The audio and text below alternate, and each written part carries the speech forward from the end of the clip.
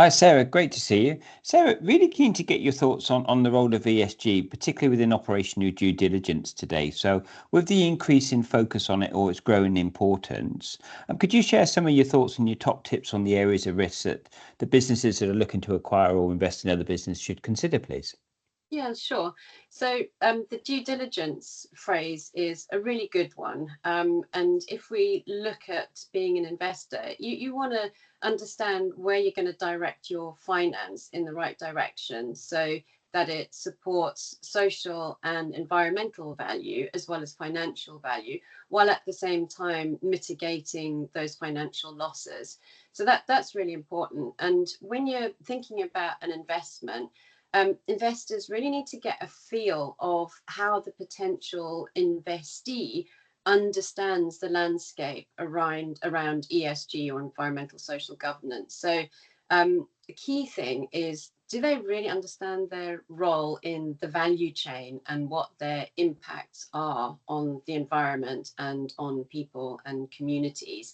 And that value chain, we're talking about more than just supply chain. It is the supply chain, it's their operations, it's the community, it's their customers, and the wider society all around. So what is their role in the value chain and the impacts?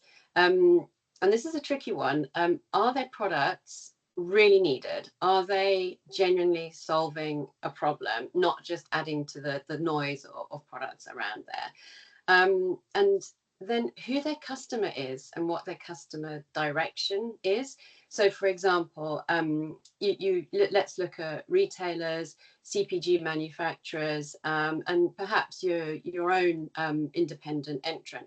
So, for a retailer, private label is going to be really important to retailers, and most of them have policies around social and environmental expectations.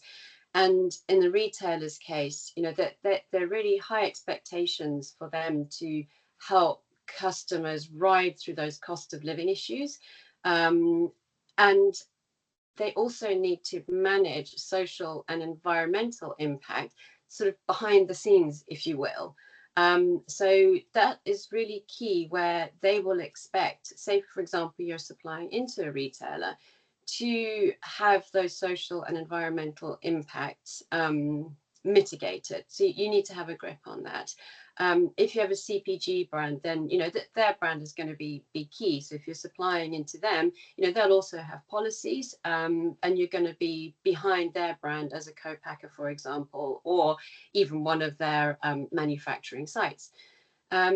As a new entrant, you've got an opportunity, because you can directly communicate to your customer, who might be the consumer, whichever route you're going in. So it's a great opportunity to tell your story around your environmental and social impact.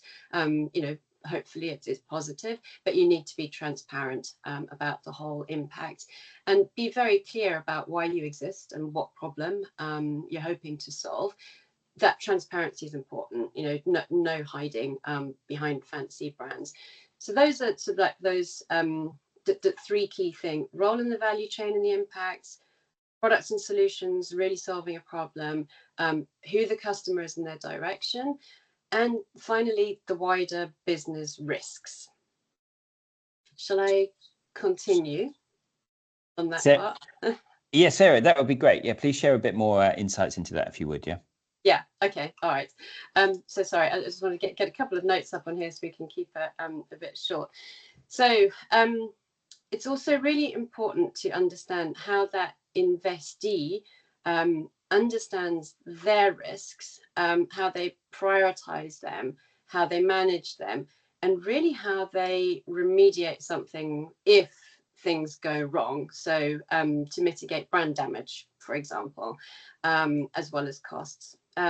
So we talked about customers, so understanding the risks around there, and people's expectations, understanding consumer expectations. So this is really interesting. Kantar did a report last year around people who are active ecologically, and 24% of customers that were surveyed across a number of countries around the world class themselves as eco-actives. So they are really concerned about household waste in terms of food and water. Packaging is a big thing for them. They're trying to avoid excess plastic. They're going into reuse, etc. And they're expected to increase in coming years to around 27%, which is quite extraordinary, really. And that value something. I'm just going to check my notes here. 456 billion US dollars that those eco-active sort of spending is worth, if you like. And as well as the eco-actives, you've got people who are concerned, but they don't quite have the awareness, and they are concerned around health, for example. That will be their priority. And then you've got the rest, around about another third of consumers who just aren't concerned. Or they say they aren't concerned, but they've got pressures, and they tend to be those who are families with young children, for example. So you start to see there, where do you want to put your solution? Most people are concerned. They don't always have the awareness of what they need to do, and they need help to be able to live sustainable lives. So we've got customers, consumers, you've got regulations, so that how do they deal with regulatory risk and the changing landscape there, because there are so many regulations that are coming at companies. Makes your head spin, whether it is around deforestation, packaging, the amount of sugar, human rights, due diligence, that there's a lot around that. Then, of course, you've got the communities where the business operates. What is the impact there? Are they truly adding to the community? Are they an employer within the community? How are they in terms of their operation? If they have a site, are they polluting? How are they managing their emissions, for example? How much water do they use? And employees, that's a really, really crucial one.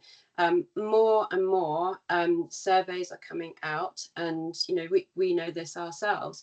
People entering into the workforce are really considering companies that treat their workforce well and that have real clear values around environment and social issues. So how they treat their employees is really important. So the investors need to look at how those businesses manage those risks. And if you look how that works, we can kind of split it up into sort of 6 key areas. Their own governance.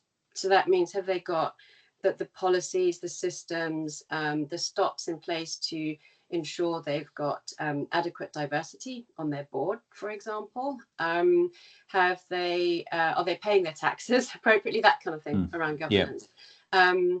What is there in terms of product? So tapping into this consumer mindset around packaging. But are they understanding what they need to do in terms of recycled content in their packaging, the amount of plastic? What about nutrition? Is the product contributing to nutritious diets? What's the sugar content? What's the level of processing, for example? The operation itself, is it clean? Is it safe? Is there no waste, or is waste adequately managed? How are employees treated? How are the emissions? Farm animals, if that is within the system, are antibiotics and stocking adequately treated? Then in the supply chain, all of that, plus additional requirements around if you're sourcing from farms, regenerative and organic methods. Commodities, if you've got chocolate in your supply chain, how are you making sure that you're not chopping down any trees and you're going to comply with deforestation regulations? So that's supply chain. Then you come on to product, the use of the product and the disposal. Can your product be disposed of easily? If you say on your packaging, this plastic is recyclable, is it recyclable where your customer is using it? There's no use saying, well, we're doing a great job, we've got recyclable packaging, if there isn't a system to recycle it.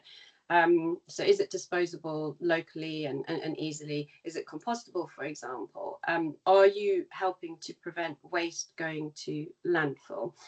And then the other final aspect around that is marketing and communications. Are you getting your point across? Are you helping people understand what your product does for them? Does it help them live sustainably? Does it help them eat sustainably and healthily? How is your labeling? Is it truthful? Does it provide that transparency? Is it compliant with claims legislation? So that is really important and a major topic, particularly under greenwashing in Europe and in UK and also Australia. So coming back to this in summary, looking at those risks and how that business or potential investee is managing it from their own governance, the product, the operation, the supply chain, how the product is used and disposed of, and the marketing, the communications, the message around that. So those are some of the key kind of processes you would want to go through.